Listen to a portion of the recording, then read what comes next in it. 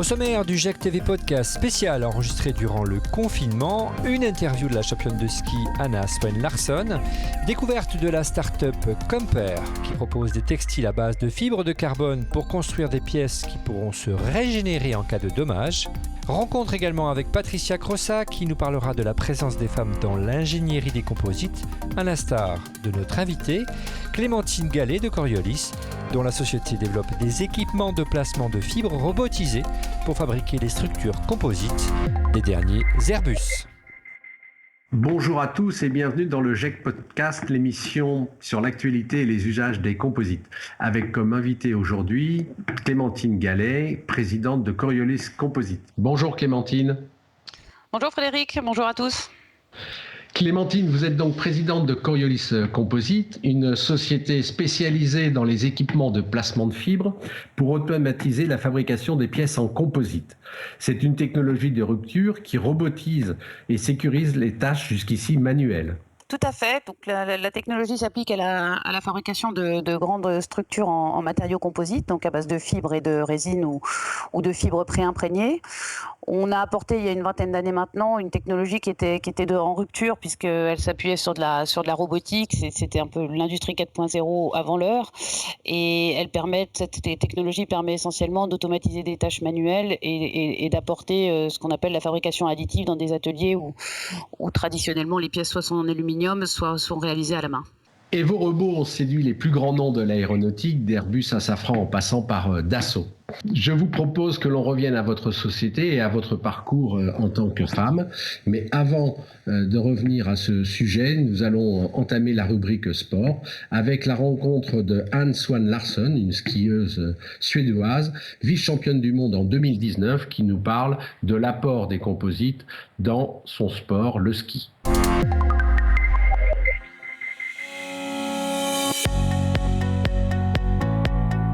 My name is Anna Swen Larsson. I'm a professional alpine skier. I'm 28 years old and I come from Sweden.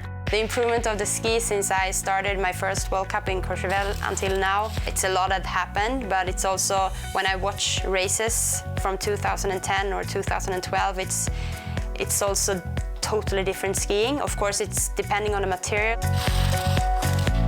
My name is Jaka. I take care of skis of Anna Swen Larsson in the Sweden team. Today we brought like 4 pairs of ski with different setups. We were interested in a different wood core of the ski itself. It gives you different characteristics. We had an option a little bit on a softer version and a little bit on a harder version. It's a lot of different krafter that you put into the skis, and the more you put in, the more you get out of the ski, and the more it's bending, and it happens more in the ski if you have more power. I think in the end it's mostly you. It's mostly how much you are daring, and but of course it's also the material. Clémentine, je crois savoir que le sport tient également une place importante dans votre vie. Oui, mon mari étant co-créateur de l'entreprise et moi-même sommes passionnés de nature et de sport plutôt outdoor, donc ça va de la voile à la montagne en passant par le ski naturellement, le surf pour nos enfants. Très très bien. Écoutez, c'est des moments agréables, j'imagine, en famille. Gros plan à présent sur l'entreprise que vous avez co-créée, Coriolis Composites, et comment, jeune ingénieur en partant de rien ou presque avec vos associés, vous avez créé des équipements innovants pour les géants de l'aéronautique. C'est la rubrique Invité. Clémentine, comment vous est venue l'idée de créer des machines-outils pour fabriquer des pièces en composite? Et puis au départ, il me semble que vous visiez plus les bateaux que les avions. Tout à fait. Donc l'idée nous est venue en école d'ingénieur avec mon petit copain de l'époque qui faisait tous ses stages dans les chantiers navals et qui s'est dit que les technologies artisanales, industriello-artisanales avaient fait leur temps et qu'il fallait robotiser ces opérations, notamment aussi pour améliorer les conditions de travail. Donc première idée 96, on était étudiants, on a monté un premier projet et jusqu'en 99 on a vivoté avec les moyens du bord en tant qu'étudiants pour ensuite créer la société en 2000 avec un premier concours du ministère de la Recherche qui nous a aidés à démarrer. focalisé sur le nautisme jusqu'en 2005 où on cherchait un premier client et il s'est avéré que le marché du bateau finalement n'allait pas se révéler être le premier acquéreur et naturellement on s'est tourné à ce moment-là vers l'aéronautique puisque 2005 c'est l'année du lancement du Dreamliner, donc avion de Boeing entièrement en composite, la voilure, le fuselage, tout est en carbone et donc Airbus est naturellement venu vers nous. Alors pour vraiment un programme de recherche, on n'était pas dans l'application industrielle, mais ça nous a permis de rentrer dans ce secteur d'activité dans lequel on s'éclate, je dirais, maintenant depuis une vingtaine d'années. Très très bien. Et comment avez-vous fait pour lever des fonds? Parce qu'il faut lever des fonds, bien sûr, pour développer l'entreprise. Il y a des préjugés, vous êtes une femme, et puis il faut aussi convaincre les donneurs d'ordre que sont les grands de l'aéronautique. Pouvez-vous nous en dire un petit peu plus sur ce parcours? Oui, alors on parle souvent dans les startups de vallée de la mort. Donc là, Frédéric, vous venez de citer les deux premières. Donc la levée de fonds.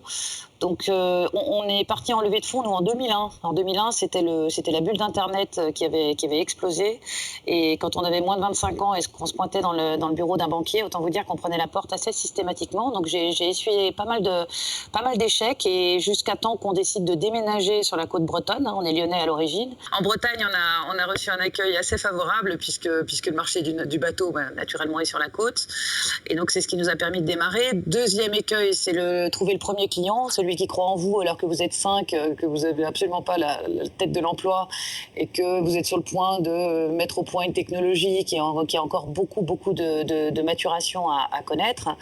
Donc deuxième client, ça a été un vrai challenge et en même temps, le goût de l'innovation en France et puis le bon niveau de nos ingénieurs fait qu'on a réussi à convaincre. D'accord, donc la Silicon Valley bretonne vous a été favorable. Et quels sont vos prochains challenges? Envisagez-vous d'aller sur le secteur automobile, par exemple? Alors oui, il se trouve que ça fait déjà quelques années qu'on regarde ce marché. On a eu des premiers projets de recherche et développement avec de grands acteurs de l'automobile, mais qui ont été un peu stoppés par notamment l'affaire du diesel et autres. On a repris depuis 2018 donc par l'acquisition d'une société qui se trouve en Normandie, donc qui fait maintenant partie de Coriolis, qui s'appelle MF Tech. Et par l'acquisition de cette société, on est rentré dans le marché du réservoir hydrogène, alors qu'il y a un marché mais passionnant et très très prometteur et on voit les premiers effets là ces temps-ci, donc avec des très très beaux contrats qui nous sont accordés et la bonne synergie de nos deux sociétés fait qu'on est parfaitement crédible dans le monde du robot, du carbone, avec des logiciels qui permettent de greffer tout ça aux systèmes qui sont utilisés dans l'industrie. On fait une très très belle percée et l'automobile aujourd'hui paraît un vrai secteur prometteur pour notre avenir. Merci beaucoup Clémentine pour ces précisions. Nous allons maintenant revenir sur l'histoire de l'additive manufacturing et du 3D printing en particulier avec Ignace Verpoust. C'est la rubrique Histoire. Hello Ignace Verpoust. Bonjour Frédéric. Ignace, you are Professor Emeritus at the University of Leuven and somehow the memory of the composite. Tell us about the origin of 3D printing, which is fashionable today in the industry. It's a manufacturing process that has been used in the universe of the composite industry for a very long time, I think so. Yes, indeed, Frederick. The idea of additive manufacturing or 3D printing to build an object layer by layer and automatically, either sometimes by robot, exists already since a quite long time in the composites industry. Already in the 90s, automated tape laying or automated tape placement has been invented. But the difference with the actual 3D printing is that after the process in composites, normally one needs to add one additional step, namely the consolidation. One has to put the part into an autoclave or a furnace for thermosets or into a compression molding press for thermoplastic composites. Okay, really interesting. And one technique before the 3D printing is the filament winding. It had been also been used for a long time in the composite industry. Yes, filament winding, in fact, is done by putting the layers, and here you see a rotating mandrel, by putting layers on this rotating mandrel, and the position of these layers is done by a lateral movement so that the orientation of the fibers can be controlled.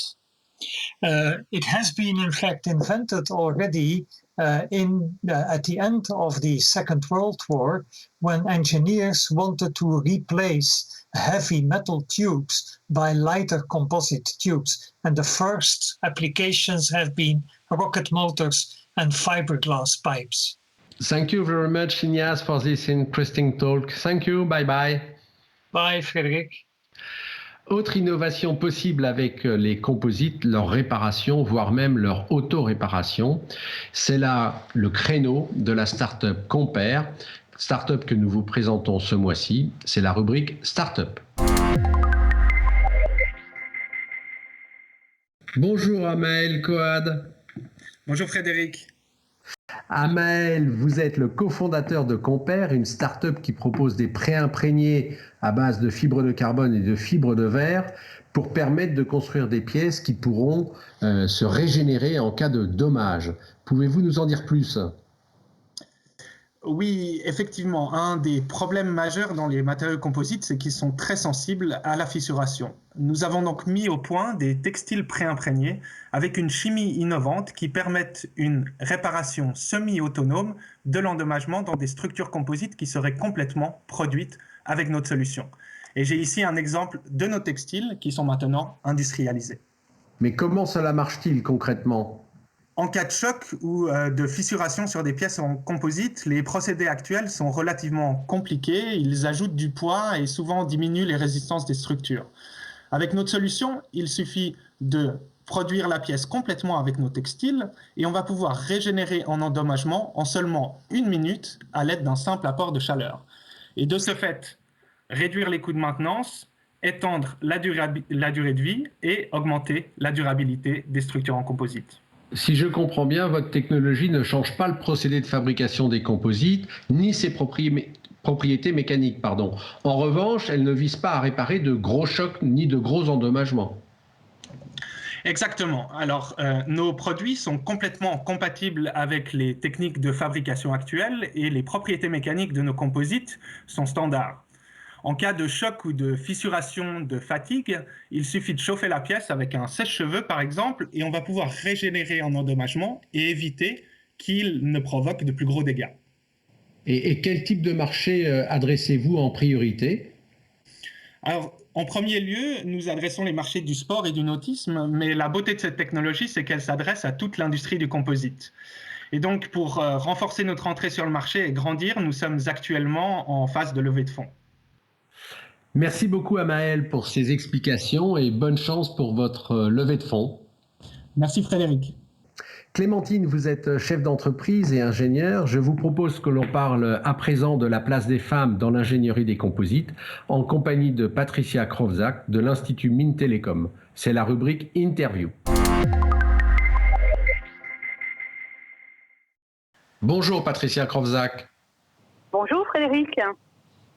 Patricia, vous êtes professeure à l'Institut Mines Télécom à IMT Lille-Douai, responsable du plan stratégique plateforme IMT. Vous avez aussi dirigé pendant 20 ans le département de recherche et d'enseignement plasturgie et composite de l'école d'ingénieurs IMT Lille-Douai. À ce titre, vous êtes un témoin de l'évolution de la place des femmes dans l'industrie des composites et en particulier dans le domaine de l'ingénierie. Qu'en est-il aujourd'hui ? Oui, actuellement, il y a près d'un quart d'étudiantes, élèves ingénieurs et doctorantes dans notre établissement, toutes spécialités confondues. Et dans le cursus composite, le taux de féminisation fluctue entre 30 et 50% selon les années. À titre de comparaison, on atteignait tout juste 10% il y a 30 ans de cela. Le secteur des composites serait donc en avance comparé à d'autres filières scientifiques comme le monde du numérique qui souffre d'un profond retard par exemple.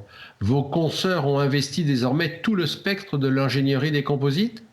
Effectivement, elles sont présentes et actives dans toutes les fonctions techniques, laboratoires de recherche, bureaux d'études et de conception, mais aussi ateliers de production et fabrication, voire même direction d'entreprise. Elles prennent ainsi largement leur part dans le développement des procédés de fabrication avancés et des matériaux composites du futur. Et elles contribuent aussi au déploiement des technologies de l'industrie 4.0. Et qu'en sera-t-il demain ? La tendance est assurément appelée à s'amplifier. Les étudiantes que nous formons se mobilisent pour porter la bonne parole auprès des lycéennes et des collégiennes, en partenariat avec des associations comme Femmes Ingénieures ou Elle Bouge, qui est l'équivalent français de Girls on the Move. Sur la base de témoignages, d'exemples concrets, de modèles de parcours, elles démontrent que la technologie et l'ingénierie des composites se conjuguent très bien au féminin. Ceci pour susciter des vocations de futures femmes de la tech ou de futures femmes de science. Merci beaucoup Patricia Krovzak pour ce témoignage. Merci. Merci Frédéric, au revoir. Clémentine, vous avez développé une fibre militante, voire féministe, pour déclencher de nouvelles vocations ? Disons que ça fait plus de 20 ans, parce que j'ai commencé par un IUT génie mécanique où on était 4 filles. Alors militante, je ne le suis pas, mais par contre je vis assez bien ma féminité dans un monde d'hommes. Et j'y trouve ma place, notamment pour aider d'autres filles à bien se sentir dans un milieu qui est essentiellement masculin. Très bien. Et l'indépendance semble quelque chose de très important chez vous, que ce soit pour élever vos enfants ou développer votre société, ou encore pour résister à l'appel de la bêtise des grands groupes. Oui, tout à fait. Alors ça, on s'est fait une réputation avec mon mari d'être assez indépendant. Je crois qu'on n'a jamais eu de patron en dehors de nous-mêmes. Au-delà de ça, l'indépendance, c'est aussi avoir un bon équilibre familial et professionnel. Et ça, on a mis un point d'honneur, bien que ce soit vraiment un défi d'élever 4 enfants en même temps que de développer une entreprise, sachant qu'on est tous les deux très très pris par ce projet d'entreprise. Moi, ça me tenait à cœur d'avoir une famille qui justement est suffisamment forte pour faire la contrebalance avec tout ce que le travail nous demande comme attention. Et 4 enfants à la maison, et on ne s'ennuie pas, surtout en ce moment. Ce sera donc le mot de la fin. Merci Clémentine d'avoir accepté notre invitation aujourd'hui. Merci de m'avoir invitée, c'était un très bon moment. Merci encore. Merci aussi à nos auditeurs pour nous avoir suivis dans des conditions particulières compte tenu de la crise sanitaire que nous traversons. Je vous invite néanmoins à nous retrouver très bientôt pour un nouveau GEC Podcast. Merci, au revoir.